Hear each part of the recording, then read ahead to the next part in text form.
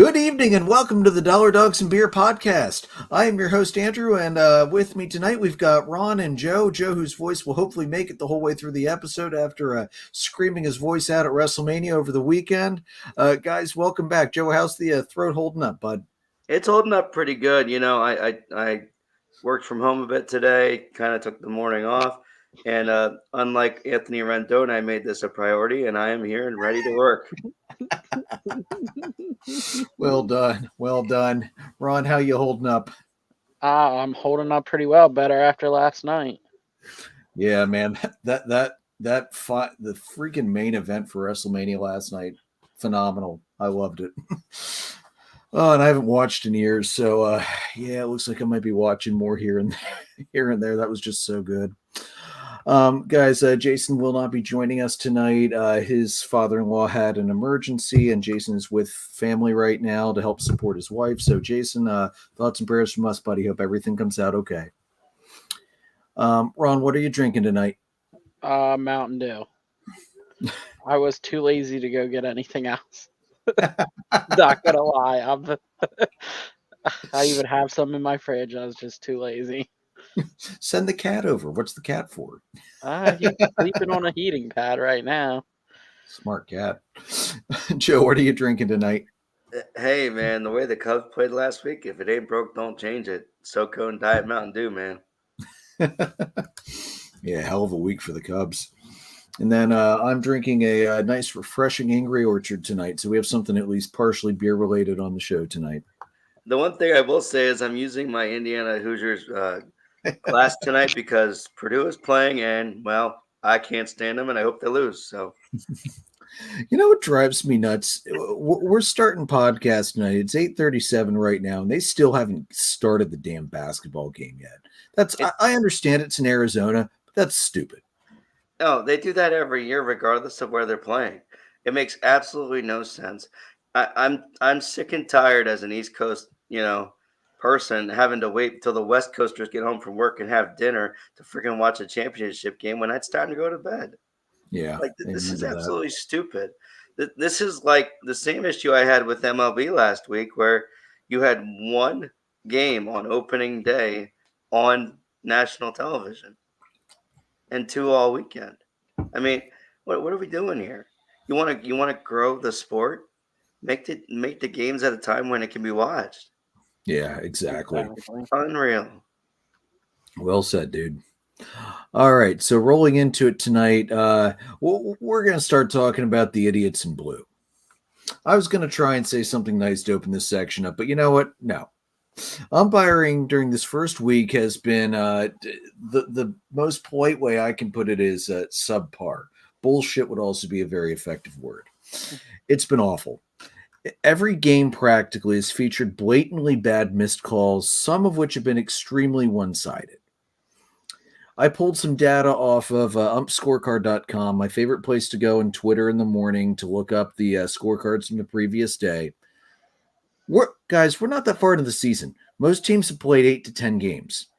I've already counted 16 games total where there has been a favor score of 0.9 runs or higher in favor of one team. And honestly, if I would have expanded the data to 0.5, that number would have ballooned. The teams that have gotten lucky so far: San Diego at home, Miami at home, Chicago at home, the Cubs, New York twice, the Yankees home and away, the Rangers at home, the Mets at home, the Guardians twice on the road, surprisingly, the Giants on the road, Atlanta on the road, Detroit twice on the road, the Astros once on the road, Anaheim once on the road, and Cincinnati on the road. The offending umpires: John Tumpain twice, Chris Guccione, Laz Diaz. I know, shocker to see Laz's name in there. Emil Jimenez, Carlos Torres, Lance Barrett, Brennan Miller, Phil Cousy, Brian Walsh, Tom Hanahan, Dan Merzel, Larry Vanover, Jordan Baker, Brian Honora, Bill Miller. A lot of the common names we complain about. Surprisingly, Angel Hernandez did not hit that list. He's still going to get... I'm still going to bitch and complain about Angel. Don't worry, that's still happening. That's just not going to be the reason why. The teams who got screwed, the Phillies got screwed, the White Sox got screwed 3 times, which might be part of the reason why they've started this year is about as cold as a popsicle. Oakland, Miami, Texas twice, Arizona, the Dodgers, the Twins, the Mets, the Yankees, the Cubs, the Marlins, and the Padres. Oh, the Marlins twice. Nice. Lucky them. Serves them right. They still can't use that to blame their 0-9 start. The record for the teams who gained favor was 10-6. So these issues are affecting the final outcomes. 63 games so far have featured 10 or more incorrect calls. How this early in the season? This shouldn't be happening yet. And then we've got Angel. Angel somehow managed to call a decent game in his first outing of the year in the Tigers game. He actually had a 96% called strike and called ball accuracy. And then he screwed it up with a horrible missed check and swing call where Spencer Torkelson's bat barely moved off his shoulder. It's definitely nowhere close to breaking the plane of the plate. And, of course, Angel called it a strike. Because, of course, he did. Here, I've got video. I've got video. This is just, yeah. I think I saw the one that you're talking about. Yeah. Yeah. What's this? He's saying it's a strike? Yes, he's saying that he swung, and that's why he called it a strike. No, see, that's just he didn't swing at all. That is wild. Now, watch this again. Watch the barrel. There's no way he can call that a swing. Definitely went the whole way around there. You just couldn't see it. That's that barely crossed the freaking side of the plate closest to Torkelson. I don't even think it touched. You got anywhere touching the plate. That didn't come close to breaking the plane of home plate, which last time I checked is the rule for whether a check swing is a strike. And by the way, that pitch was like 2-3 inches above the plate. So there's a reason Torkelson didn't swing at it because it wasn't close to being a fucking strike. Oh boy. Or how about this for more Angel love? Yeah, I'm just, oh man.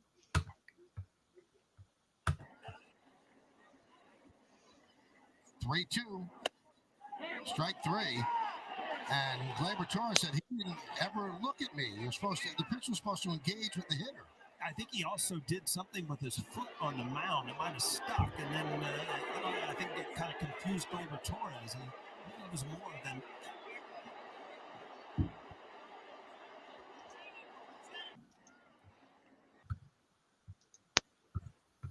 So yeah, that wasn't close. I mean, that should have, as far as I'm concerned, that should have been called a balk.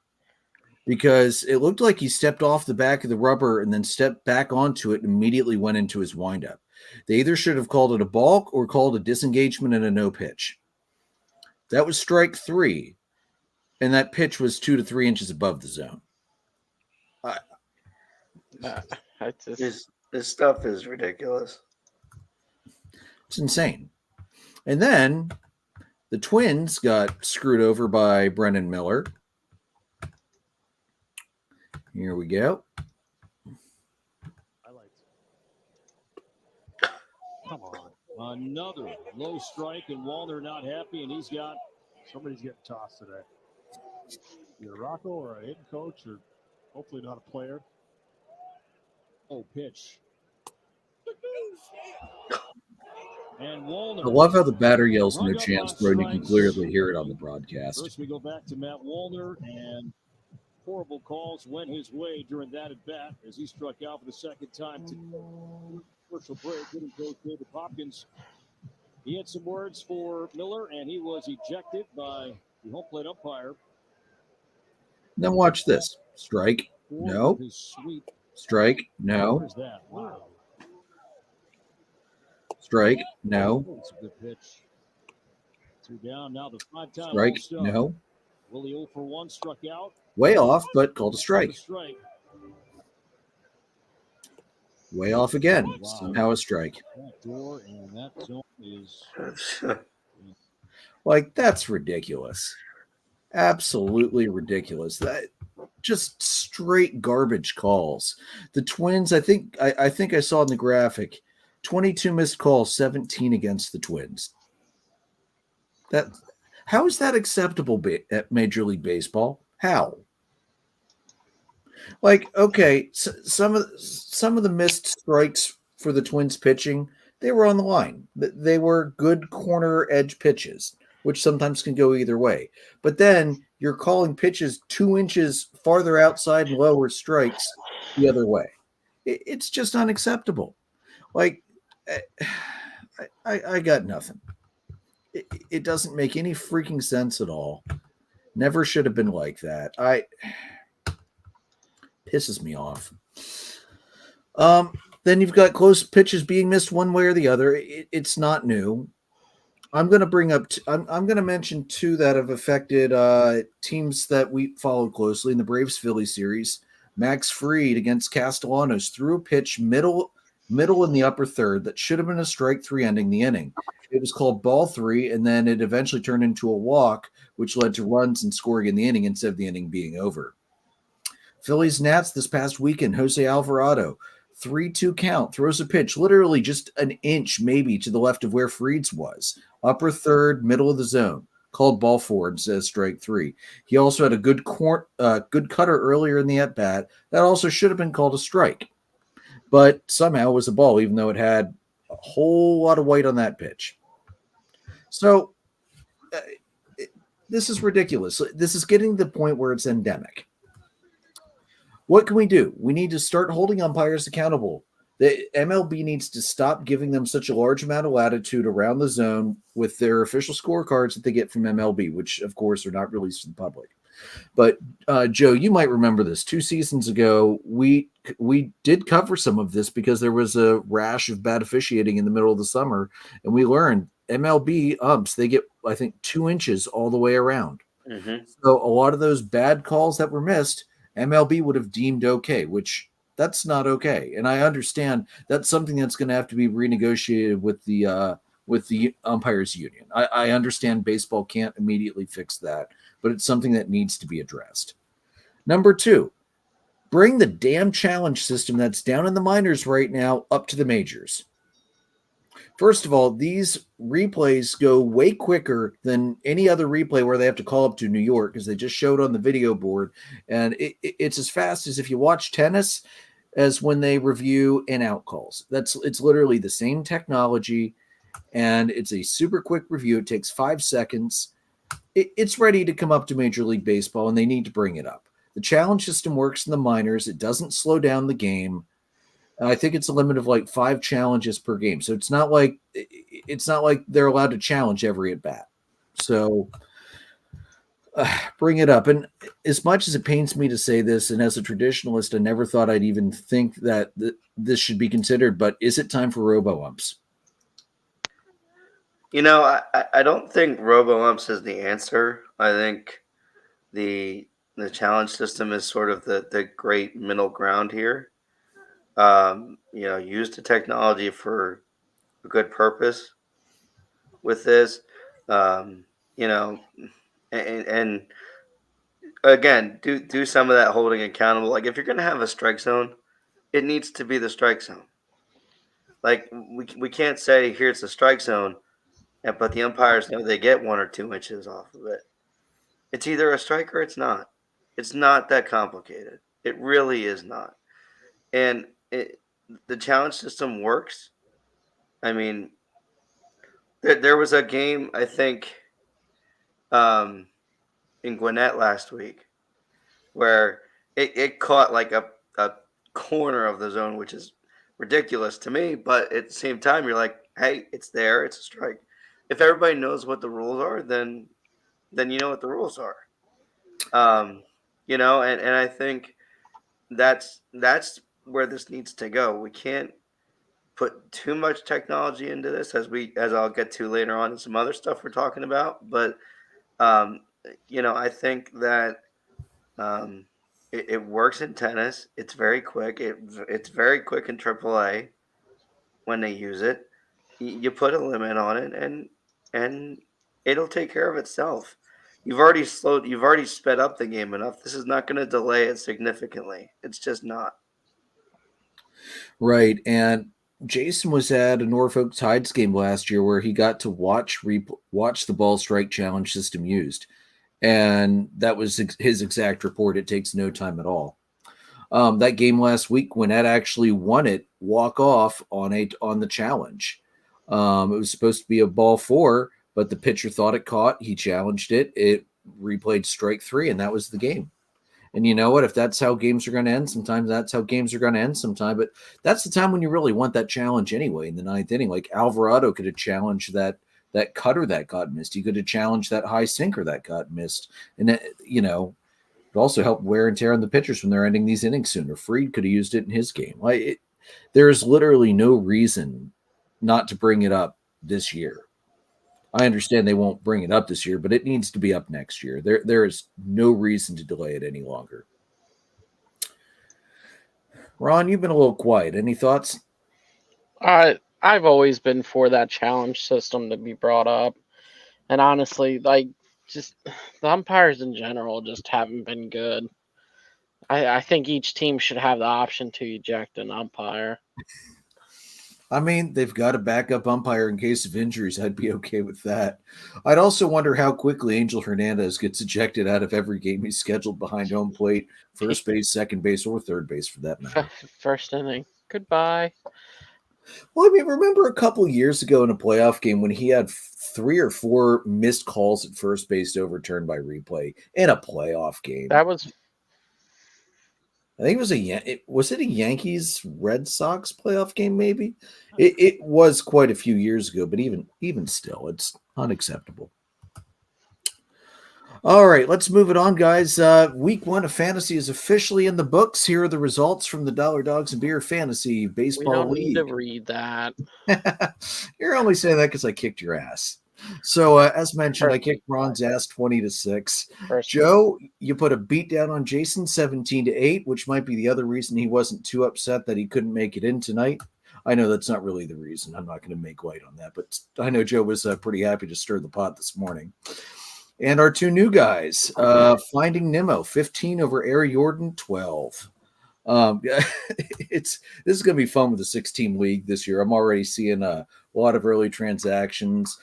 As I mentioned last week, my IL spots filled up within the day of being able to fill them up. So some things never change for me. Standings after week 1, I'm leading the way 26-2. Joe, you're 2.5 behind, and then 5.5 behind for Finding Nemo. That's Todd. Air Jordan 8.5. Turner and Chooch 11.5. Air Jordan's Tim, by the way. And Schmidt happens 14 games back. But again, it's week 1, plenty of time to make ground up. And as Ron proved last year, it's not how you start that matters, it's how you end. Listen, I don't want to give away my strategy the first week. All right, you'll see it about the 5th or 6th week. I'm just going to remind you, don't dig yourself too deep a hole this year. The bottom 2 teams don't make the playoffs. I know. I ain't that far back.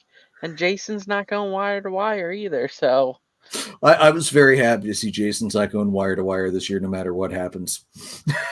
Should have had me start against him last year. That would have helped. No, I had to.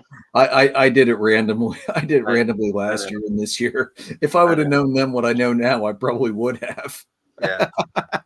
Look, I mean, I was excited about the performance with the last week. I mean, Jason nailed it in our group chat. I mean, my pitching was just ridiculous. Yeah. If your pitching has 10 quality starts, it's going to be pretty hard for him to win any of the pitching categories. So he did win a couple, but still.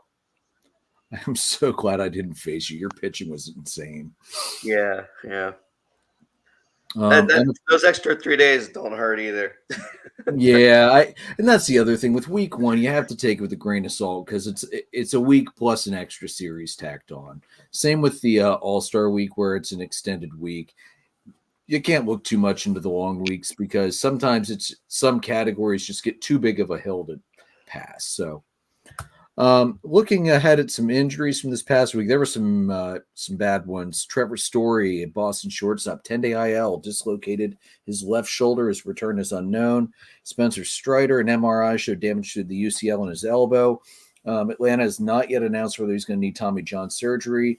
They're going to have a second opinion, I believe, later this week, but they did place him on the 15-day IL. Remember last year, Fried had some damage to the UCL, but was able to rest it and not need Tommy John. Atlanta probably hoping for the same route this year. Geraldo Perdomo, and this one I definitely saw impact for when Atlanta played Arizona. They're also a shortstop last year, torn meniscus in the right knee, had surgery today to repair it, placed in the 10-day IL. Typical recovery time for that 6 to 8 weeks. So my assumption is he will be transferred to the 15-day IL at some point when they're ready to open the roster spot up. Shane Bieber of the Guardians, Tommy John out for 2024, 60-day IL. Joe, you had him, right? I did, yeah. Yeah. The way he that's a big hit. pitched those first two starts, man. Holy Thank shit. God. I mean, sorry, Joe. Wow. My mic wasn't muted. I'm sorry. That's all good, dude. I don't take anything personally. I took a big hit too. So, I mean, Yeah, I kind of smacked you down, like I said. Yuri Perez of Miami, another starter. Tommy John, he's out for 2024 on the 60-day. Andy Ibanez, a second, third outfield for Detroit, 10-day IL with the left hamstring strain. Chase Silseth of the Angels, 15-day IL, right elbow inflammation. He's already had 2 Tommy Johns. And, I'm sorry, that's the next guy. Never mind. 2 guys down. Nick Lodolo of Cincinnati. He's going to make his season debut on Saturday. Tihei Antone of Cincinnati. He's going to undergo surgery Friday to repair a torn tendon and a partially torn ligament in the elbow. They're not sure if that's going to be season ending or not. He has already had 2 Tommy John surgeries. The last one, I think, was 2021, and he has just not recovered well from the last one. So he's potentially looking at career-ending surgery if he can't recover this time. And Luis Roberts, as we mentioned, day-to-day last week, now officially once again on the IL, 6 to 8 weeks with a grade 2 hip flexor strain. Man, that's Luis Robert. When he is healthy, he is a scary, dangerous SOB behind the plate. But man, he can never stay healthy.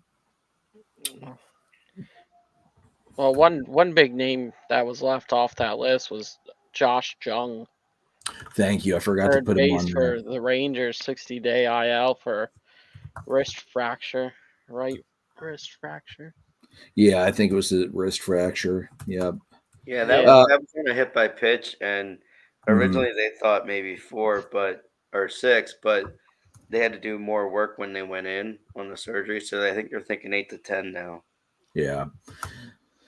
And he was an all-star last year too, if I remember right. Sure was. Yeah, big loss for the Rangers early. He was hot so far this season too.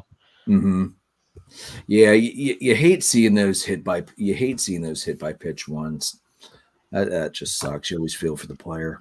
Yeah, you mentioned Eloy. I mean, he was hurt 3 times in 19, 3 times in 2020, 3 times in 21, 4 times in 22, 6 times in 23. Jesus. And he's already on the IL this year. I mean, I forever with Cease and Eloy.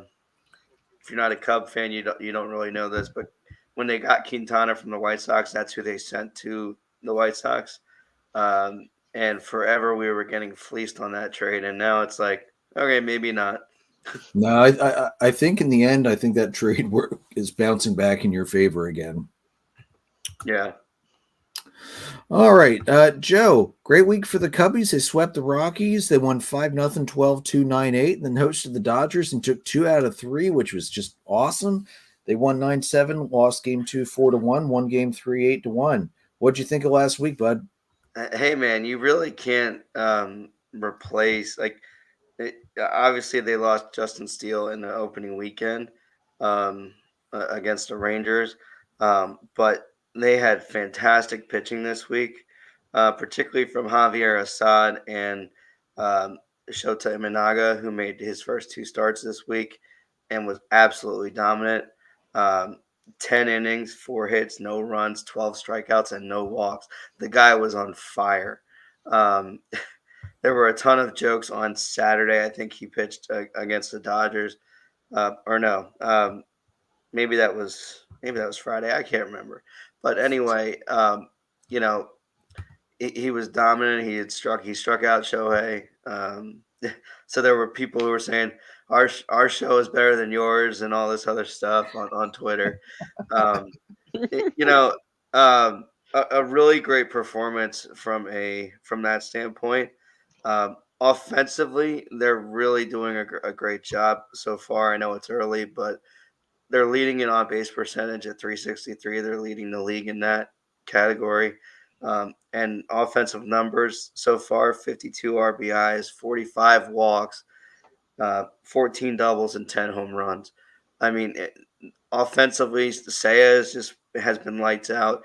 Bellinger has been hitting really well. Christopher Morel's been doing really well. It's been a total team effort, and it's been really fun to watch. I didn't watch too much this weekend, obviously, but a lot of the last week I was watching. They're on the West Coast this week, so I might not watch too much. But they had a really good week offensively, and great starts from Shota to get out of the gate. I mean, fantastic. I can't be any happier right now with the way they're playing. Dude, that split-fingered fastball that Manga throws, holy shit. That's wicked. And the fact that he is able to get it so perfectly out of that 3/4 slot in the exact same spot his fastball comes out of, he's going to be real tough for hitters to pick up on for a while, I'll bet. I liked the deal when they signed him because the money was great. I really like the deal after the early returns. So good for you, man. All right, and then the Phillies, they released their City Connect uniforms. We've known the jersey design for a while, but we got to see the cap, the logo. It's the Liberty Bell with the Philadelphia city skyline inside it. I think that's, Ron, is that like a rubber inside a patch for the skyline, or is the skyline stitched too? Did you remember reading anything about that? I don't remember reading about that. I probably did, but I can't. You know what? I'll tell you when mine comes in. All right, sounds good. And then the batting. Oh, that's where I remember the rubber thing. The batting helmets, matte finish. Yeah, they did a raised rubberized execution of the cap logo on the batting helmets. I think the mat's actually going to look pretty good on the helmets. Which the helmets in picture actually don't look terrible at all. I actually like the helmet better than I like the cap. Yeah, with you. Like so many of the other City Connects, you got black pants, but at least they have that yellow piping on the side, so that'll help it pop. If any of the players go high cuffed, of course, Stance made custom socks. They're not anything to write home about, I don't think. The uniform numbers have the little perforation pock marks in it, like that. I don't know why, like the All-Star uniforms all had the pock marks in the number last year, and this year I feel like it's 50-50 if they do or not. So I guess Nike hasn't decided whether more ventilation is needed back there for better airing of these crappy uniforms than previous. And the number font is it's interesting. Let's just call it interesting. I'm going to be honest. I think the number font looks stupid. I have to admit, like, I ordered one. Okay. Yeah. Of course. Dude. I don't have enough, but So I thought you'd at least order one of the good ones, like the baby blues or the classic white, the pinstripes. Trust me, I have enough of those. All right, come on now. Well, I mean, I have the opinion you can't have too many jerseys, but so I went with a Trey Turner one, and the only thing I don't like the look of is the fucking 7 on the back. It looks more like a question mark than a 7. Like, who is this guy? Yeah, it's like, oh, Turner question mark? Is this him? I don't know. And then obviously again with the MLB insignia moved down, it pushes the names down and they look tiny and it looks dumb. The sleeve patch we saw earlier, it is a stitched patch. It says Philadelphia City of Brotherly, and it has love in the middle but using the Liberty Bell instead of the O, kind of like the statue. The uniform will be worn for all Friday home games. So The premiere obviously is this Friday against the Pirates, and then the White Sox, Giants, Nationals, Cardinals, D-backs, Marlins, Athletics, Guardians, Nationals, Braves, Mets. So,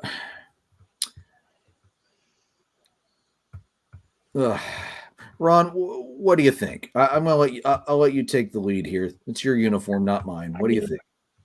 I mean, you ordered one, so you obviously don't hate it. I don't hate it. I hated when I first saw it, but seeing that it's a little bit darker than the leak is nice. But it's not in my top 10. I'll tell you that much. It'll be lucky to hit the top 15. But it's not a bad uniform. I'm gonna have to see it on the field before I can give like 100% accurate answer from my standpoint. Anyways, like yeah, it's a nice uniform. The colors go together great, and I love the fact that they did everything for Philadelphia. So just got to see how they actually look on the field. And that's fair. You shouldn't judge a uniform before you see it on the field. Joe, what do you think? Yeah, I mean, I think all of the concepts are fantastic. I think the using the bell as much as they did was really cool. Some of the imaging that you see with the lettering is kind of neat with the way they did the script, and you can kind of see some of the historical documents kind of in there a little bit. That part is neat. The numbering looks awful. I mean, Yeah.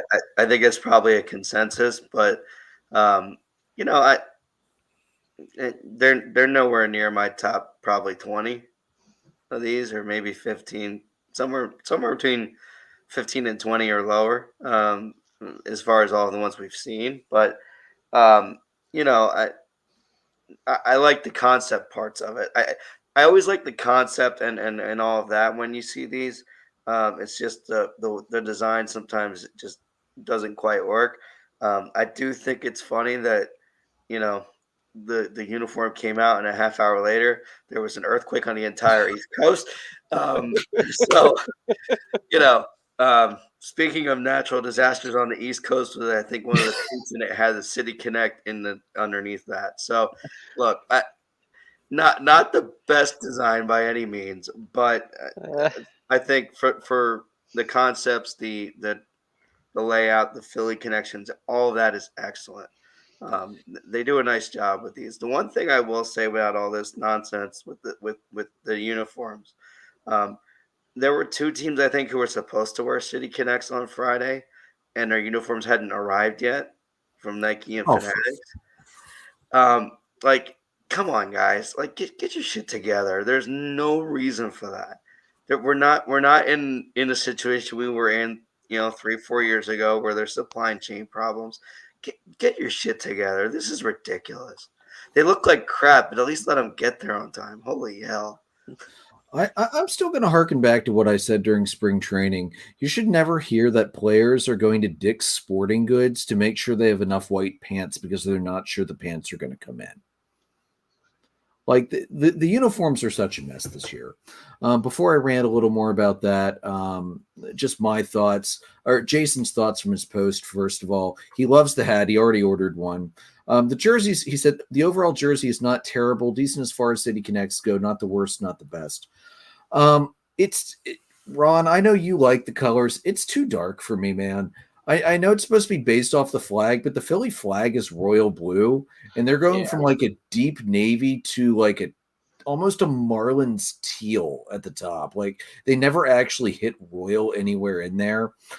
I hate gradients on uniforms. I think it looks like beer league softball quality to see a gradient on a uniform.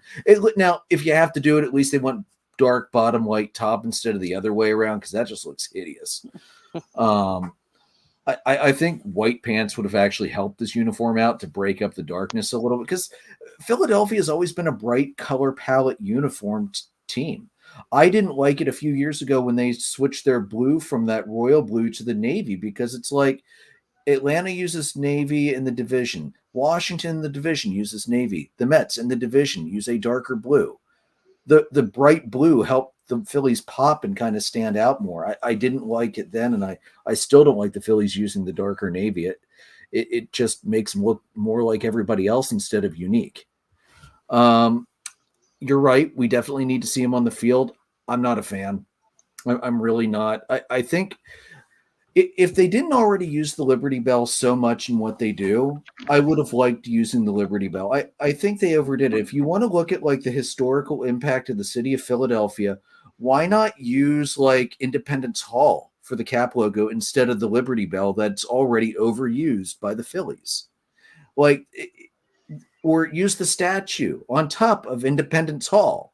Like, there are so many historical things that they could have picked in Philly that's not just the Liberty Bell. What? I know, strange, right? So Joe, I think you're right. This is, to me, this is a bottom third jersey, maybe middle of the pack. It's not as bad as the first Dodgers jersey, which will still probably end up as my least favorite of all the City Connect. But I'm just, and again, I do want to see it on the field, but I'm not loving it. I'm really not loving it. And one other thing I want to rant about quick about uniforms. Get the freaking grays to match. A lot of the shirts have like a gray blue, gray green tinge that is different from the pants. Stop widening your standards, Nike, of what acceptable shades of gray you're going to use. Narrow it back up and get it looking together again, because it looks like crap out there right now. It looks like a freaking paint swatch wheel for gray at freaking the paint store. It's ridiculous. It's terrible. Like, there shouldn't be 50 shades of gray in baseball. No, there should not. The only shades of gray should be like Ron's cat walking across the screen right there. We'll go with kitty cat gray, and then that's going to be the gray. Damn it. Leave it alone after that.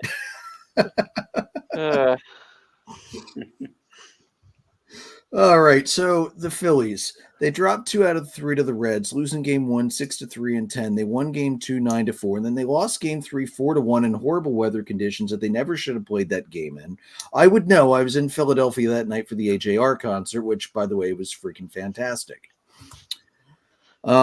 This weekend they bounced back versus the Nats. They won games 1 and 2, 4-0, 5-2. They dropped game 3 3-2.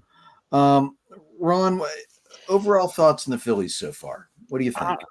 Even though not watching much, just getting the notifications for it and stuff, they're losing games that they should be winning. They should easily be winning them. They got great pitching going. Wheeler, Nola, even Christopher Sanchez. You can't even get a little offense behind them. Well, and it doesn't help that Harper started absolutely cold. Don't get me wrong, he hit 3 home runs in one game, but Harper started probably the coldest he's ever started in his entire career. I think did he even have a hit in the Atlanta series? Like, no. Maybe 1 or 2. Yeah. If he did, it was like 1 or 2. No, that series where the game where he hit the 3 home runs, those were his first 3 hits of the year. Oh, Jesus. Yeah.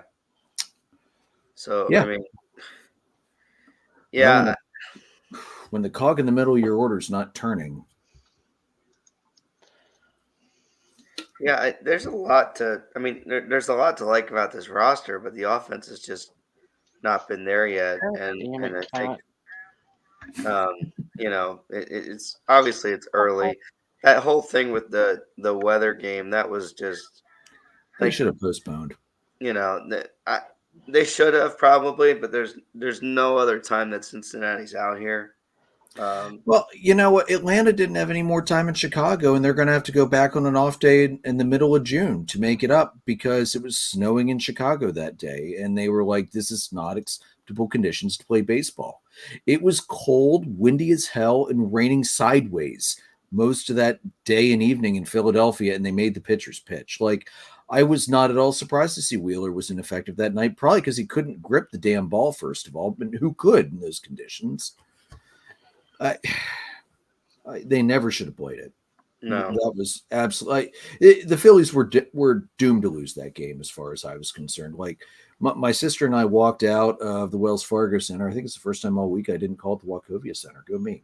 We walked out of the Wells Fargo Center after the concert, which was the same time the Phillies game was letting out, and it was literally raining sideways. It was that much rain, that much wind. It's You don't Philly play for you. baseball. Yeah, and I know Philly in April is always crappy, but that was especially crappy. All right, so Joe, what do you got for bring out the good this week?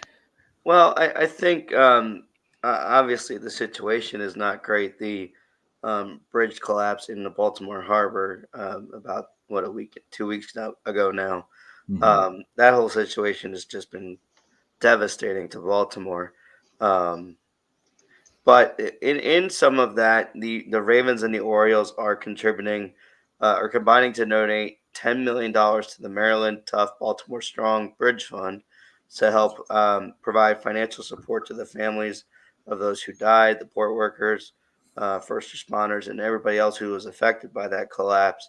So it's great to see um, the professional teams rallying around the city that rallies around them when they need it.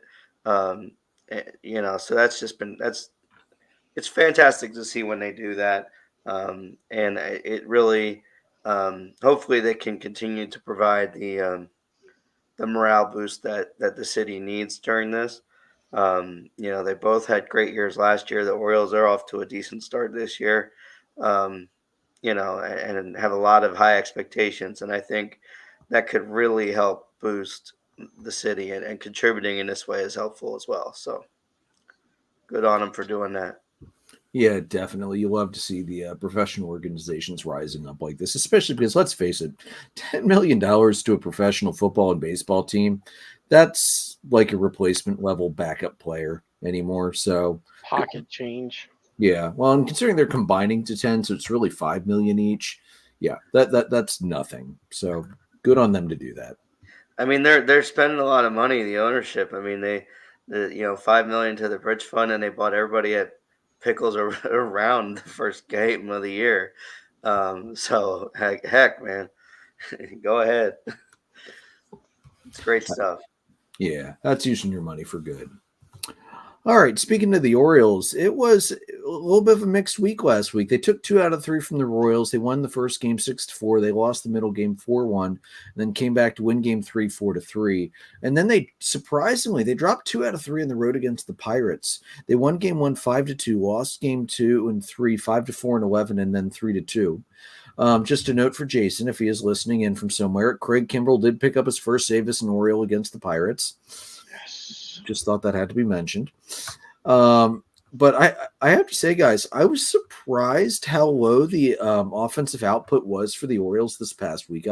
I know, again, weather is going to be a common thread for most of MLB this past week.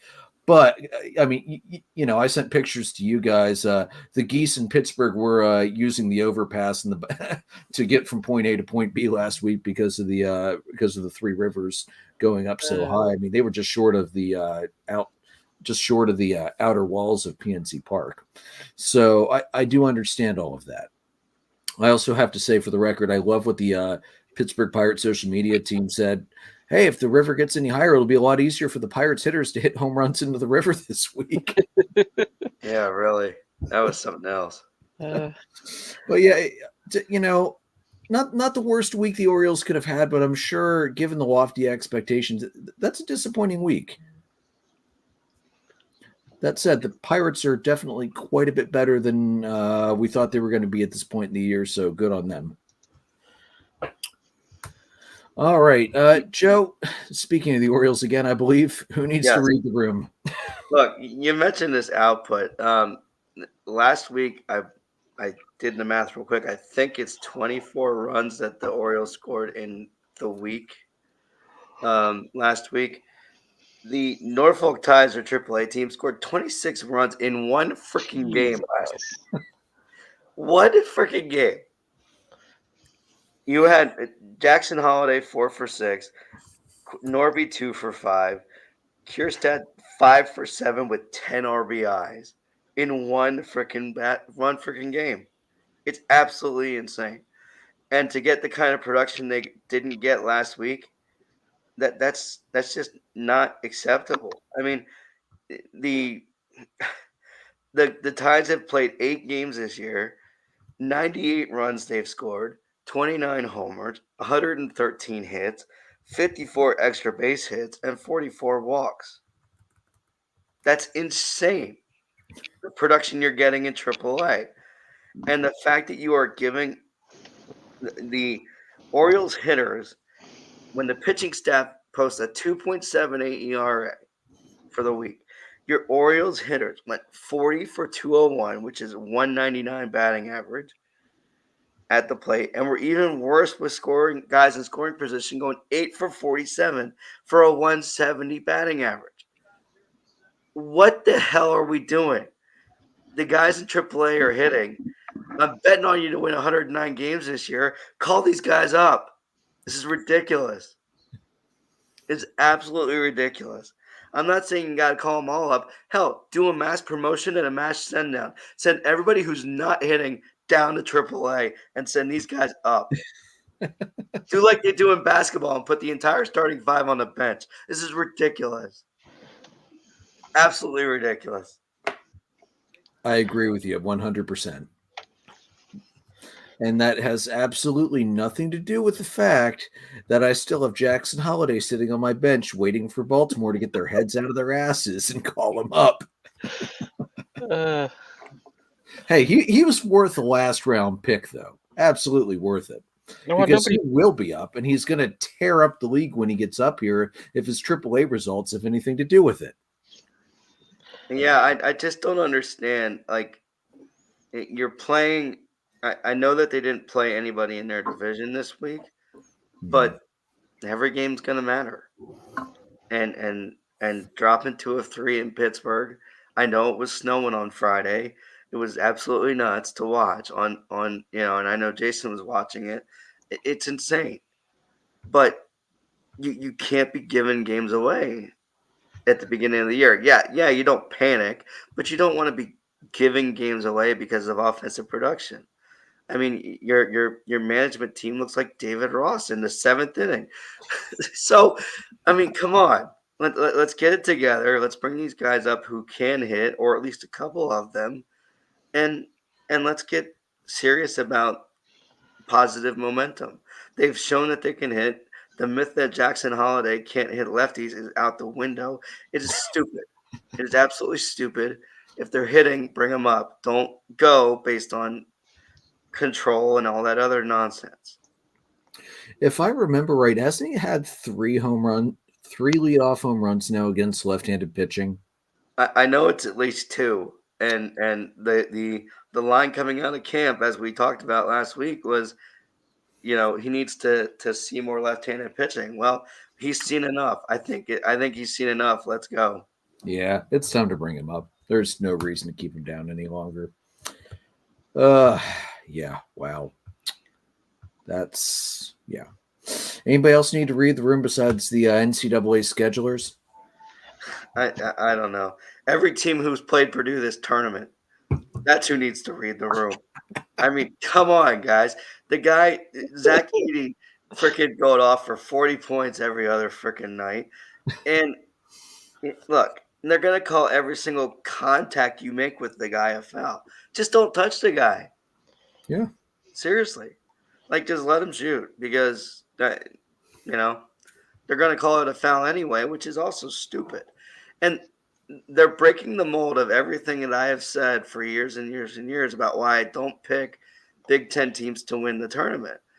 And that's because the style of play is so much different. Well, all of a sudden, you've got Jack Edey, and all of a sudden the style of play is not different enough. Come on. Like, seriously. I have no chance to win anything. I stopped earning points 2 weeks ago in my bracket. But look, UConn, I'm not a huge fan of repeat champions, but go kick their ass, please. Please kick their ass. I want Purdue fans to continue to not have any banners. That's all I'm saying.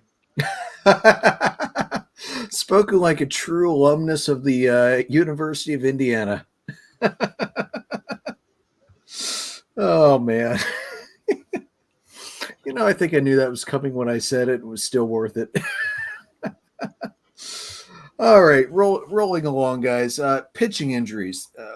We've already seen an uptick so far. A large number of significant injuries, not just to aces like Garrett Cole and Spencer Strider, but also all the way down to the bullpen guys. A possible factor that could be attributed to the competition committee changing the pitch clock this season, decreasing the time with runners on base from 20 seconds to 18 seconds. This was the statement from MLBPA Executive Director Tony Clark. Quote, despite unanimous player opposition and significant concerns regarding health and safety, the commissioner's office reduced the length of the pitch clock last December, just one season removed from imposing the most significant rule change in decades. Since then, our concerns about the health impact of reduced recovery time have only intensified. The league's unwillingness thus far to acknowledge or study the effects of these profound changes is an unprecedented threat to our game and its most valuable asset, the players. The response from MLB was shockingly rather predictable. The statement from the MLBPA ignores the empirical evidence and much more significant long-term trend over multiple decades of velocity and spin increases that are highly correlated with arm injuries. Nobody wants to see pitchers get hurt in this game, which is why MLB is currently undergoing a significant comprehensive research study into the causes of this long-term increase, interviewing prominent medical experts from across baseball, which to date have been consistent with an independent analysis by Johns Hopkins University that found no evidence to support that the introduction of the pitch clock has increased injuries. In fact, JHU has found no evidence that pitchers who worked quickly in 2023 were more likely to sustain an injury than those who worked less quickly on average. JHU also found no evidence that pitchers who sped up their pace were more likely to sustain an injury than those who did not. I've got a problem with what MLB said. I understand what they're getting at. I'm sorry, one season is not enough time to get enough empirical data to definitely say that the pitch clock is not causing injuries to these pitchers, especially these max effort, high velo guys in the bullpen. They should have allowed the pitch clock to be in play in the majors for at least, I'd say, like 3 seasons before they would make any changes. Agreed. One season is to go from 20 seconds one season to 18 seconds. First of all, what is dropping 2 seconds going to do? Are you time at the game? You're not going to save a significant amount of time. I call bullshit. They still want you to pay those outrageous prices. Yeah, food didn't go down. Ticket prices didn't go down. Souvenirs definitely didn't go down. I've seen the price of these new bullshit DHgate knockoff jerseys Nike's selling, and they've gone up. So I'm paying more to see less baseball. No, I hated it last year. I still hate it this year. I'm going to continue hating it until it's gone.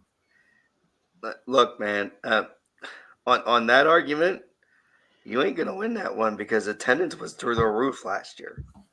Again, one season. I want to see a longer trend. I understand that point, but attendance was up, offense was up. Oh, I get that. Everything from them, from a revenue standpoint, is in a positive direction because it's a faster sport.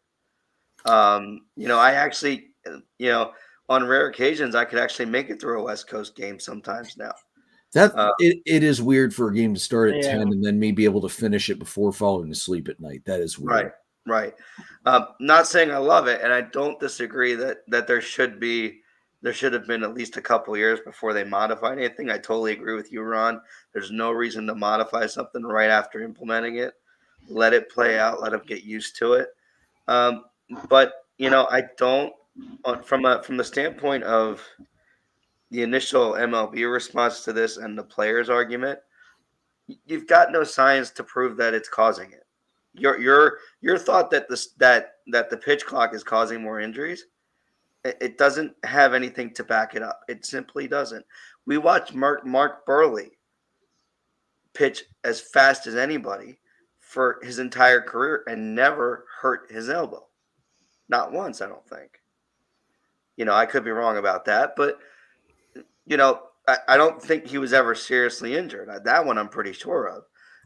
So I mean, it's not necessarily. We've had other pitchers who were faster like that over the years who didn't have significant elbow injuries. Um, I think you'll probably. I guess you're going to probably quote Dr. Andrews in a second, so I can hold off on that next thought. But Yeah. um, from the league standpoint, you can't cry foul without evidence to sort of back it. And that's where the player's position is kind of difficult for me to go along with, just because there's never been any data to support that, and we've seen pitchers who pitched past before, who without a pitch clock, who never had significant injuries. So they're right. MLB's statement is right on the facts, at least to begin with. Yeah. We'll see what comes out of their comprehensive study. Yeah.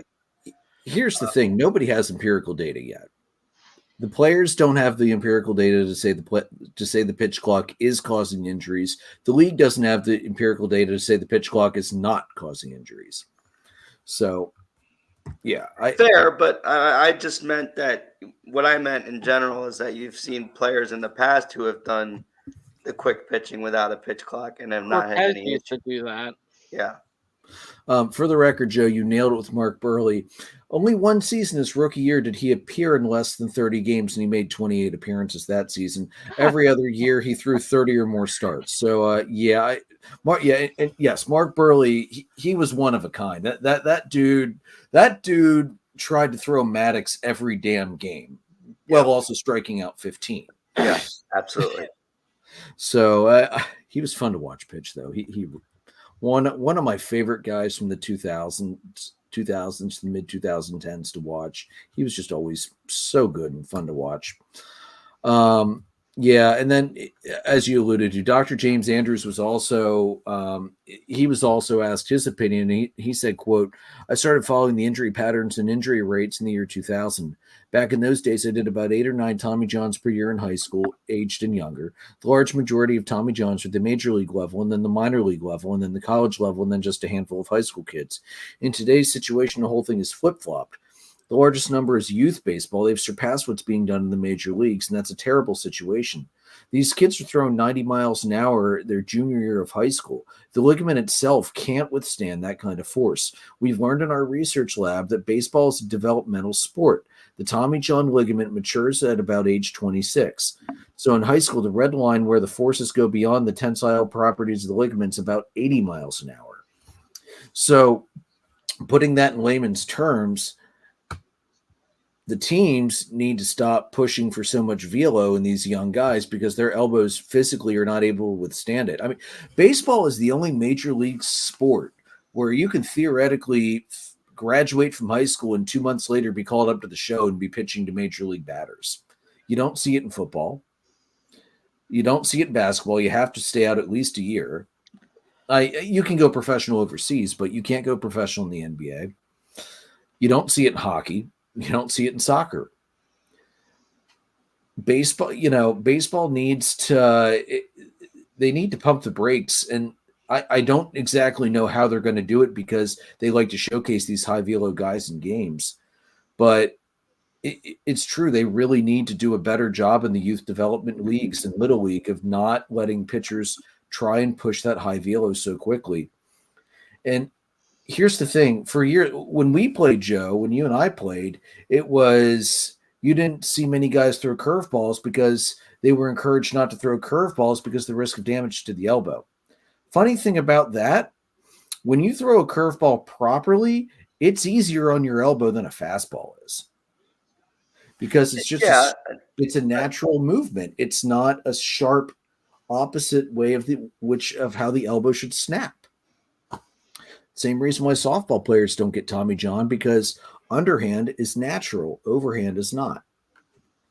Yeah, I mean the windup is for softball is unnatural, but the actual throwing motion itself is more natural. So you're right about that. It is definitely a more natural throwing motion. For softball, the curveball, I can kind of see your point there. from the fastball and the curveball standpoint. Um, but I do think that um, obviously the high velo thing is a problem. The sabermetrics, the Statcast, all that stuff. We focus so much on spin rates now everywhere. You focus so much on velo everywhere, and that's from the pros on down. That's on social media everywhere.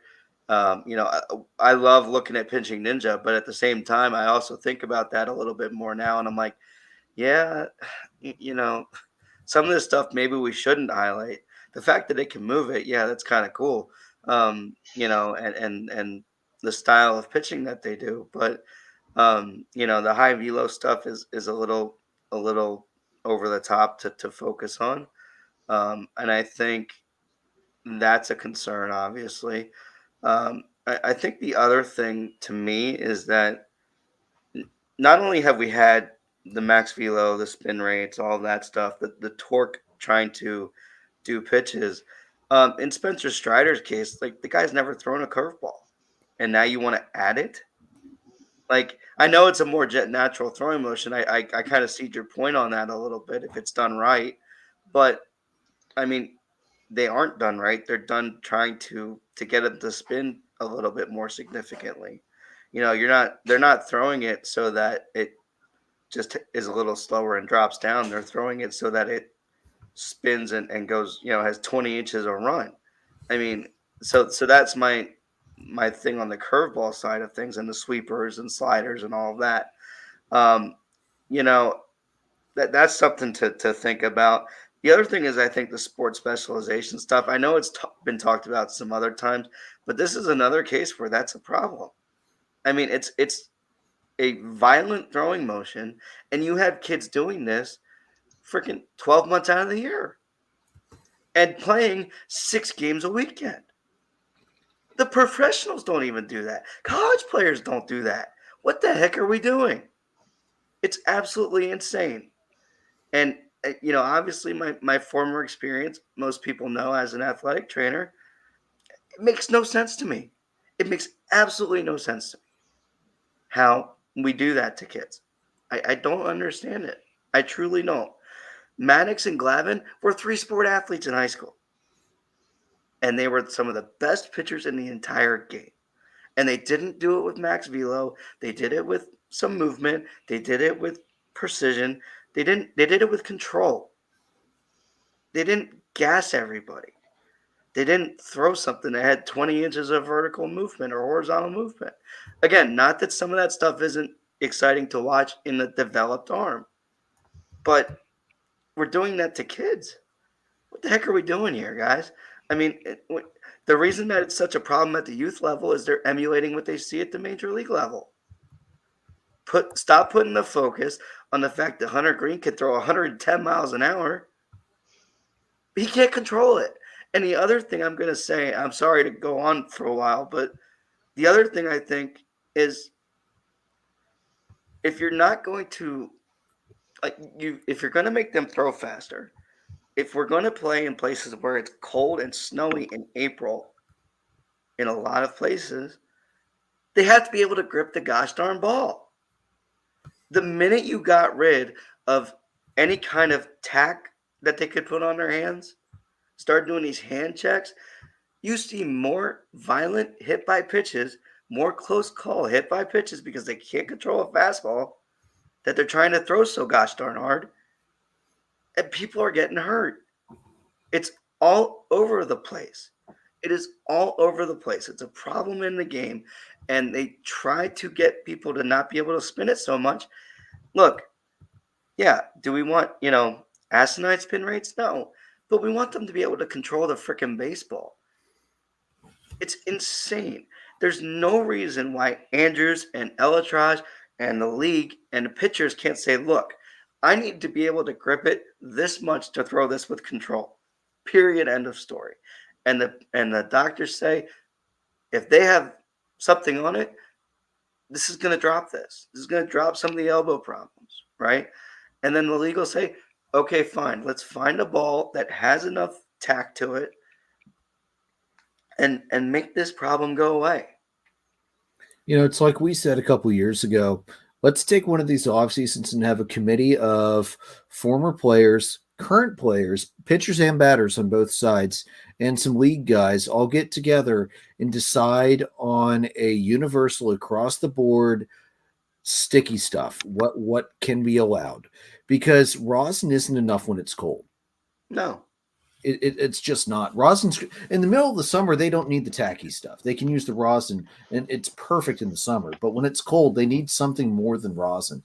And I think most hitters would rather see the pitchers get a little more RPM to be able to control the damn ball and not break wrists on hit by pitches that were completely unintentional by and large. I'm not talking about Acuna and the Marlins. That's always intentional. But, you know, everywhere else, you know, by and what, like, look at, we have had several broken wrists already this year, and it's because the pitcher couldn't control it. Joe, I'm gonna piggyback off what you were saying with Maddox and Glavine, and I know it's gonna sound biased. Yeah, the part owner, of the Braves, loving his control guys, but I find control pitchers more impressive than high velo guys, because when you can get guys out with a fastball that isn't breaking the sound barrier because you can control it and coat the paint that well, I think it's more impressive than a guy that just overpowers you with a 99-mile-an-hour fastball. I enjoyed it a hell of a lot more. That's one of the reasons I like the Professor so much. Yeah. Look at Jamie Moyer. Jamie Moyer pitched until he was in a walker. His fastball never broke a pane of glass. But damn it, the guy could control it. And that's why he pitched for so long. So I'm going to look at 4 Hall of Famers from, you know, when we were kids watching baseball. Two control guys. I picked Greg Maddux and Glavine because we were already talking about them. And I picked 2 of their contemporary, you know, high heat guys. I went with Randy Johnson and Pedro Martinez. 4 Hall of Famers. Who has the most wins? Greg Maddux at 355. Yep. Number 2, Tom Glavine at 305. Number 3 was Randy Johnson at 303, and number 4 was Pedro at 219. Maddux threw 5,000 innings. Glavine threw 4,400. Johnson threw 4,100. Pedro only threw 2,800. WAR, Maddux led the way at 106.6. Johnson had 101.1, Pedro had 83.9, Glavine had 80.7. Now, I mean, yeah, Greg Maddux has an absurdly low walk rate at 4.9%, which might be one of the best in history. And he also only threw 199 walks. He never hit 1,000 walks despite 5,000 innings. So I know I picked probably one of the most extreme control artists who ever played the game. But I think you don't need the velo. You don't. But I think you've made a valid point here. I mean, I would rather have a guy like Kyle Hendricks, who outside of that capsular tear a year and a half ago, has been by and large very healthy. Mm-hmm. Right? I would rather have a guy who can make 30 starts a year and throws 94 and lower. Right? I would rather have that than Hunter Green, who can't find his zone half the time. He throws 108. I don't need that. Hunter Green's been hurt a lot too, again, because he's pushing it. Right. I would rather see somebody like a Glavine. Not, again, this is not you bringing it up. It is me bringing it up. Glavine would throw 94 and then 98 when he had to. When he had to put a little extra on it. And that's the approach we should be taking with pitchers. It just is. It's not something that you have to do a max effort the entire. If you want your baseball career to last, it's a marathon, not a sprint. You hear that in a lot of things in life, and this is another one of them where it just proves true. It's a marathon, not a sprint. We're going to have to lower the win total to 200 wins for pitchers to be in the Hall of Fame consideration because they're not going to pitch long enough. Mm-hmm. I would rather have the guy pitch 30 starts than 17, or in Shane Bieber's case, 2, and be done for the year. what? This isn't hard. It really is not. Dude, I get more enjoyment in a game out of watching a control pitcher. I truly Mhm. do. And I think most people do. The casual fan might be shocked by the 105, but it just doesn't do it for me. Yeah. Well, let's look at Clayton Kershaw. Clayton Kershaw has gone from a power pitcher to a control pitcher because he's had injuries. I think what Clayton Kershaw has done in the last couple of years, playoffs aside, because he sucks in the playoffs, doesn't matter how he pitches. Playoffs aside, Clayton Kershaw's last couple of years, I think, have been more impressive because he's been able to reinvent himself and has become so good at controlling his pitches than when he was younger and he would just blow you away with high speed. And it's going to hopefully it'll keep him pitching longer too, because he's still fun to watch. And when his manager isn't being a freaking moron, he has a chance at a perfect game. Yes. Dan Clark of Dan Clark Sports had a rather shocking tweet that I saw last week. At the current pace, and it's early, it's probably going to level out a little bit. I understand that. But at the current pace, there will be 52 Major League Baseball players undergoing Tommy John surgery this season. Jesus. There were 31 last year. In the 10 years prior to the pitch clock being implemented, there were a total of 254, an average of 25.4 a year. I would say 7 or 8 of those years there was not a focus on velo and stuff. Yeah. So I mean, that last 10 years, I think the velo and stuff thing is a big thing to keep in mind with this discussion. So yeah. So we'll keep watching. We're going to keep tracking it because we're nerds and we like baseball stats. So we'll keep an eye on this as the season goes. But something needs to be done, and it needs to happen before we get to a penultimate breaking point. All right, guys. Today is the 50th anniversary of home run number 715. Crazy to think about. April 8th, 1974, the crowd at Atlanta Fulton County Stadium was filled with celebrities and entertainers such as Sammy Davis Jr., future President Jimmy Carter, and many others. Vin Scully was there in the broadcast. Craig Sager was there, who at that point in his career was an unknown guy. Hank Aaron said later, it seemed like the only people who weren't there were the President of the United States and the Commissioner of Baseball. Nixon had a pretty good excuse. Congress was on his back to produce the Watergate tapes. Hank always had a good sense of humor. The reason he said that was because there was a feud simmering between the Braves and Bowie Kuhn, who was Commissioner of Baseball at the time, during the first week of 74.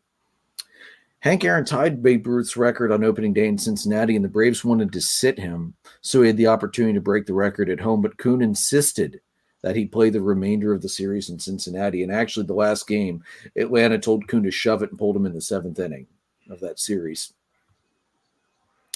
Hank Aaron walked in his first plate appearance and then came to bat in the 4th inning and sent Al Downing's pitch over left center field fence, which is still erected today in the parking lot around Turner Field. There are pictures of me down there when my parents took us down to see a game in Turner Field. Hell, if my wife could access any of her old Android phones that anymore before she switched to iPhone, she probably has pictures of the two of us when she surprised me the birthday trip down to Turner Field to see the Braves and Phillies. Great game, by the way. It was Doc Holliday and Tim Hudson. A pitcher's duel of guys that could control the baseball. And throw heat when needed. Exactly. And by the way, Ron, Charlie pulled a Charlie and left Doc an inning in too long and Douglas smashed one in the 8th inning over center. Yeah, I'm not surprised. but other than that, it was a great pitcher's duel. Especially now that Doc's dead, it's so awesome that I got to see him pitch once. The dude was a master of his craft. Oh, it was always amazing to be able to be at a game with him pitching. So tonight, the Braves are celebrating the 50th anniversary before the game. Some teammates that I know were going to be there: Dusty Baker, Ralph Garr, Tom House. Tom House is a relief pitcher. He caught the ball in Atlanta's bullpen and then ran to home plate to give it to Hank as he crossed. That's just so cool. So I'm going to use that to, now that I've got goosebumps, I'm going to use that to segue into Atlanta's week, because last week was freaking awesome to be a Braves fan, man. Despite losing a game to the Snow in Chicago, they split with the White Sox. They won 9-0 and 8 in the first game, because that game got called early for weather, and then lost 3-2 in the second game, in a game that neither team could get any offense going because it was cold and it was nasty. The pitchers could barely grip. The hitters could barely grip, and the ball was barely flying even when you made solid contact, because, that's great conditions for baseball. And then they swept the Diamondbacks 6-5 10, 9-8, and 5-2. My thoughts in the week: don't count this offense out. Games 1 and 2 in the Diamondback series were late comebacks after Strider and Fried, which apparently combined as Streed, were ineffective yet again. Chris Sale looked great in his first start at Truist. I was very impressed. He said afterwards you could feel the energy in the stadium. Jared Kelenic, because I'm an idiot who's been saying his name wrong all year, and I apologize. He's been proving that you shouldn't put much stock into spring training results, because right now he's slashing a ridiculous 579, 619, 737 with a 1356 OPS. I'm 100% aware that this is not going to continue for the entire season, but he spent most of spring training working on swing adjustments, and they are paying off. A lot of home runs against the NL champs. Harris, Olsen twice, Riley and Ozuna all hit home runs. And the Diamondbacks, they're going to miss having Perdomo at shortstop. That was immediately apparent in game 1. Blaze Alexander does not hit as well as Perdomo, and his glove is not even close to as good as Perdomo. That 9th inning rally would have stopped dead in its tracks if it weren't for an error from Blaze Alexander. And then on a bloop fly out into left field that brought the tying run home, he didn't let the left fielder call him off. He couldn't get to the ball. The left fielder couldn't get to the ball, and what should have been an out dropped. And again, the left fielder needs to take control there. But you need to know you're not going to get to that. So I think and I think he committed an error in at least one other game as well. So the Diamondbacks are definitely going to have some growing pains without him. But yeah, I was damn happy with last week, and I think if I said I wasn't, I think I'd get thrown off the show by you guys. And then, in what was expected yet disappointing news last week, the Athletics announced that they are going to be moving to West Sacramento at the conclusion of 2024. So this is the final season in Oakland. Fuck John Fisher. They're going to play in West Sacramento from 25 to 27 with an option to extend into 28 if needed. And honestly, considering they haven't broken ground in Las Vegas yet, it's likely going to be needed. Suter Health Park, current home of the AAA Sacramento River Cats, is going to undergo renovations this offseason to bring the facility up to MLB standards. Although, let's face it, they don't need to add that much seating capacity. The Athletics aren't good enough to draw fans now. I was gonna say it would look a little bit better if they just left it the way it is from a seating standpoint. Yeah, right. I mean, 14,000 with the grass there. I mean, it's perfect. Yeah, I mean they only drew 12,000 on opening day. Yeah, and that's because of pre-bought tickets. Right. Not turnstile numbers. Buster only had this to note. Well-known ESPN writer, one of my favorite writers they still have, actually, because ESPN's jettisoned so many good ones. Within other organizations, there's a lot of disgust with how the A's have handled the ballpark situation, especially when there's no actual ballpark plans settled in Las Vegas. There is an assumption that the A's will tank in the next few years because their revenue stream will be down to a trickle. You know, when you have a tiny stadium and a terrible TV market, yeah. This makes us all look bad. So one unidentified person. And yeah. To the Athletics fans, I'm sorry. I'm sorry for what John Fisher has done to your team. I'm sorry he is driving you out of your city to make the A's move yet again. This will be 5 franchises, 5 cities for one franchise by the time they finally settle in Las Vegas. The thing about this too, you mentioned the one thing I kind of take, I guess, issue with the only mention or the quote, um, they're going to tank. They've been tanking for years. Like, Yeah. come on, they Yeah. they traded away Matt Olson It's called And Sean rebuilding. Murphy. and Murphy. Like, what are you talking about? They're going to tank. They've been tanking for years. Yeah, that's very true. Yeah, you're not wrong about that. Well, let me pull something up here. Hold on a second. Oakland Athletics. So what's wild to me? 2021, before they traded Olson, they were 86 and 76 and just missed the playoffs. They were third in the West. They traded Olson and pretty much anybody else who was any good other than Murphy. Went 60 and 102. Then they traded Murphy. Went 50 and 112. And through 10 games, they're at 3 and 7 so far. Telling you, there's a dark horse. Yeah, maybe if you do Aaron Rodgers style shrooms in a dark tent in the middle of nowhere for a week. Dude, I would shit myself if they come back and win the World Series. I'm pretty That sure. I'm pretty sure you don't need to buy any Depends. I don't think that's going to happen, dude. Like, it's so blatantly obvious what they're doing. Like, it's terrible.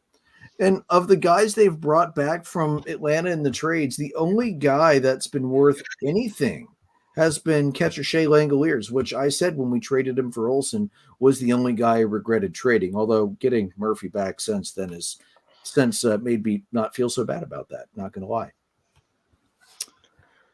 But yeah, what a mess. What a mess. I just, to the Oakland fans, I'm sorry. You all deserve better than this. And I hope you continue to hold ruckus tailgates outside that rival the attendance that actually goes inside the ballpark. Because screw your owner. He sucks. All right, guys, the hot list is back. Welcome back to the first hot list of the 2024 season. For hitters, I've got 3 that I noted this week. First was Jarren Duran of the Red Sox, 482, 517, 593 line, 13 hits, a homer, 5 runs, 5 RBIs, 4 stolen bases, 7 strikeouts. Spencer Steer in Cincinnati, 409, 500, 955, 9 hits, a double, a triple, 3 home runs, 5 runs, 9 RBIs, a stolen base, 3 walks, 5 strikeouts. And Marcelo Zuna of the Braves, 429, 455, 952, 9 hits, 2 doubles, 3 homers, 6 runs, a walk, and 3 strikeouts. Joe, Ron, you guys have anybody else for the regular hitters hot list this week? Yeah, I've got Seiya on there. Had himself a heck of a week. 353, 435, 765 slugging, a 1200 OPS, 6 hits, 4 runs, a double, 2 homers, 10 RBIs, 3 walks, and 7 strikeouts. The guy is aggressively swinging, and he's lights out. He's been excellent. Excellent. As I said last week, it's starting to, those big hits are starting to find holes, and it is starting to show. It's going to be fun to watch him this year. Ron, anybody else that you want to mention for the hot list this week for hitters? I do not. Okay. Joe, who is the Moneyball hitter of the week? So I went into the opening weekend series for this one, but I went with Mookie Betts, and there's a story to that in a second. His slash line in the last to open since the beginning of the season, 386, 526 on base, 841 slugging, a 1367 OPS. Probably only slightly better than the worst hitter in Norfolk. So ridiculous. 17 hits, 17 runs, 3 doubles, a triple, 5 homers, 11 RBIs, 13 walks, and 7 strikeouts. I think most of those strikeouts came this last weekend against the Cubs. Sorry, not sorry, pal. You guys can't play in cold weather. It's not my problem. But off to a great start for where the season began for them. So, yeah, that's a hell of a start. No arguments there. All right, my hot pitcher for the week. I've got 3 starters I picked. I picked Ronel Blanco of the Astros, 2-0, 15 innings, 11 strikeouts, ERA of 0, whip of .47, no runs, a hit, 6 walks, 1 complete game. Props for that. Tanner Houck of Boston, 2-0, 12 innings, 17 strikeouts, ERA of 0, whip of .75, no runs, 7 hits, 2 walks. And then Joe, I had to Shoto Imanga, 1-0, 10 innings, 12 strikeouts, ERA of 0, whip of .4, no runs, 4 hits. But what really impressed me, 0 walks. Shit, Yeah, dude, absolutely that's so dominant, good. man. It's absolutely dominant. It's been fun to watch. Joe, any other pitchers for the starters this week? I'm gonna go with Shane Bieber. I mean, if you're gonna have a top pitcher of the week, might as well be the only week you pitch all Yeah. year. 12 innings, 10 hits, which it looks bad, but it's not. No runs, 1 walk, 20 strikeouts. Good for a .92 whip in his 2 starts before he went down. I am so glad he's not going to be on your team when I face you the first time. Yeah, I'm not thrilled about that, but hey, hell of a week to start. But again, goes back to what I said. Do I want him to pitch lights out like that, max velocity, and all this stuff for a week, or do I want him to pitch 30 starts and pitch in October? I think we know the answer to that question. Yeah, absolutely. Ron, do you have any starters you want to toss in the hot list this week? I mean, Zach Wheeler, he's always going to be on the hot list for me, just the way he's been pitching the 2 games that he has pitched so far this year. Yeah, Wheeler got a raw deal being forced to throw that because he was probably also warming up on and off all freaking day because the Phillies postponed the start time 3 times. Yeah. Before finally forcing take that, just ignore that game. He's been pitching really well otherwise. Yeah, I don't blame you, dude. Definitely a good start, and glad I have him in my fantasy league for my family because obviously I don't have him in ours. Joe, who is the adulting reliever of the week? So I have 2. Looking at the time so far, Emmanuel Clase, 5 appearances. He went 4 for 4 in save opportunities, 5 innings pitched, 5 hits, no runs, no walks, 6 strikeouts, which is impressive. The 4 for 4 is fantastic. The 5 appearances, but the bet, someone even better than that, believe it or not. Carlos Estevez from the Angels, of all places, 3 for 3 in save opportunities, 3 innings, 1 hit, no runs, no walks, a strikeout, a .33 whip, and a 111 batting average against. So, only 3 appearances, but efficient as all hell in those 3 appearances. So, kudos to Carlos Estevez and Emmanuel Clase. Yeah, absolutely. I don't care if a closer doesn't strike out a ton of guys. I'd love to see him throw 6 pitches and get out of it rather than striking out the side every single time. All right, so my choices for hot teams right now: Atlanta 4-1 last week, 6-2 in the last 10. Pirates 8-2 in the last 10. They've been on fire, and taking down the Orioles at home was great. Cubbies 5-1 last week, 6-3 in the last 10, and beating the Dodgers. The Yankees 8-2. I mean, one of the hottest starting teams in baseball right now. And also, I had to put down the Guardians as well because, in addition to being 8-2 to start, they're also on a 5-game winning streak right now. So those are my hot teams. Do you guys have anybody else you want to mention? No, you covered them, man. Okay. It's really easy when we're just like a week and a half into the season because there's just not a whole lot going on there yet. Since I didn't mention it down on the farm, Jason didn't send me anything. So my down on the farm, just to make it quick and simple, the entire Norfolk starting lineup. We're just going to leave it at Jackson Holiday and company, and we're just going to leave it at that for down on the farm. And Orioles, as Joe mentioned earlier, what are you doing? Get these guys up. Let's throw them into the fire against some real pitching and see how much of that's real and how much of it, maybe some guys aren't quite ready yet.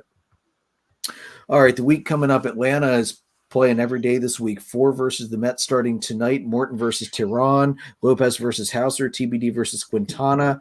That might be Bryce Elder. I haven't heard confirmation on that yet. Fried versus Severino. And then 3 on the road at the Marlins. Sale versus Rogers. Morton versus Meyer. And Lopez versus Luzardo. For the Cubbies, on the road all week in the West Coast, 3 at the Padres. Assad versus Darvish. TBD versus Musgrove. Have the Cubs kind of given any indication on that one yet, Joe? Not that I've seen, Okay. but I'll let you know if I see anything. But Okay. they brought Ben Brown out of the bullpen last week. In his game, he pitched really well. So maybe, and he went 4 innings. So maybe that'll be him. I don't Okay. know. Then Hendricks versus Cease, and then 3 at the Mariners. Wicks versus Miller, and Manga versus Hancock, and Assad versus Castillo. That'll be a nice matchup. Phillies are playing every day this week. 3 at the Cardinals. Turnbull versus Mikolas. Wheeler versus Gray, and Nola versus Lynn. 4 versus the Pirates. Suarez versus Jones. Sanchez versus Falter. Turnbull versus Gonzalez. Wheeler versus Keller. That'll be an exciting Sunday matchup there. And then for the Orioles, 3 versus the Royals. Kemmer versus Waka, Irvin versus Marsh, Burns versus Reagans, 3 at the Pirates, Rodriguez versus Jones, Wells versus Falter, and Kremer versus Gonzalez. So those are our local and favorite teams. Look at what's coming up. Should be a good week of baseball. And hey, Joe, maybe you'll be able to stay up for one game at least on the West Coast, which is unusual. Yeah, I'm gonna try and get at least through 1, maybe 2 this week. But I'm interested to see if they can continue the momentum, the Cubs, and the pitching can continue to be good for them. I do think, Ron, I think going into playing the Cardinals, that's a good start for you because I think, obviously, I don't think the Cardinals have we kind of have mixed feelings on the Cardinals in general. I think throughout all of baseball, but I like the pitching matchups there for sure. Well, they're up right now, 3-1 going into the bottom of the 9th. So hopefully the bullpen can hold off for the Phils. So, Ron, after the Cardinals in the first poop series of the year against the Pirates, and this again, this is not a knock on the Phillies and the Pirates. This is literally what you look at when you see the scoreboard, when you see 2 P's and 2 zeros to start the game. Can we please change it to Oppo, please? Can we make it a baseball term, please, and make it Oppo? And give out free tacos like the entire series. Oppo taco. I mean, come on now. Like that sells itself. That is a great idea, actually. Dollar taco night at Citizens Bank Park against the Whoa, Pirates. Nah, off, dude, they'll got screw rid of that up dollar as hot bad as they dogs. screwed up Dollar Dog Night. Come on. Man. So, Ron, how are you feeling about the Phillies' odds going in against a Pirate team that started off way hotter than everybody expected them to? Like shit. I don't think their offense is really going to do much for them. Starting pitching solid. It's just they got to get their bats going. Yeah, agreed. All right, that's all for us this week. Guys, anything else you want to mention? All right. So, guys, you can find audio recordings on Anchor, Spotify, Google Podcast, Apple Podcast, anywhere else you can find podcasts. We're live on YouTube, Facebook Live, and Twitter. Merchandise is at redbubble.com. You can follow us on Facebook, facebook.com/dollardogsandbeer. We're all on Twitter, podcasts at DDAB_podcast. I'm at PyroLord314. Jason's at JRicker300. Joe's at JoltonJoe35. Ron's at Dipner Ron. We're presented by Dark Arrow Podcast LLC and sponsored by Baron Barbershop over in Manheim. Guys, may your dogs always cost $1. May your beer always be cold. We'll see you next week. Jason, hope everything goes well, bud.